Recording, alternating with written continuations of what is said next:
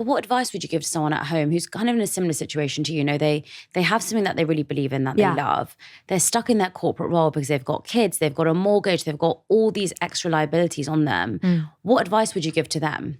Well, listen, I'll give you an example. It's me. When I left that job in 2018, a Warner Brothers executive salaried job on 6 figures, top of my game, the terror of me doing that was real. I was a single mother. I had bills to pay. I had about 3 months of money and I had to make the same money every month. I had no support system. In fact, I was supporting my parents because my dad died very young and that was my choice to do. So it had to work. I didn't have a plan B. Plan A, make it work. So rather than just doing the goal stuff, which I know works, I had to move into the emotions because I was terrified.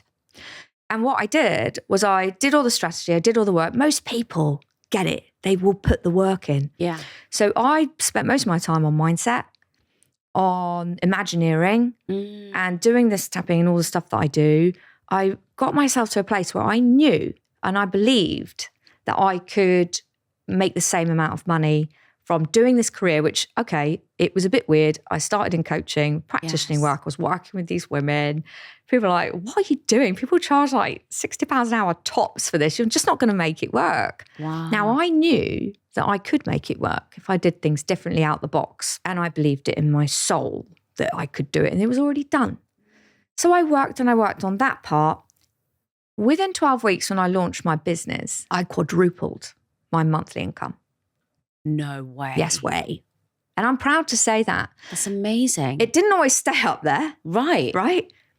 But when it dipped and it went, a little bit like that, I realized that there was a direct connection between what I believed I could achieve. It wasn't about the money. It was about the belief I had in the money. Like, could I actually make that much money doing what I loved to help other people? Yeah. Yes, because when we did that with that little exercise, you saw that it was actually a contribution. Yes. It was a service. It was a passion. It was a purpose.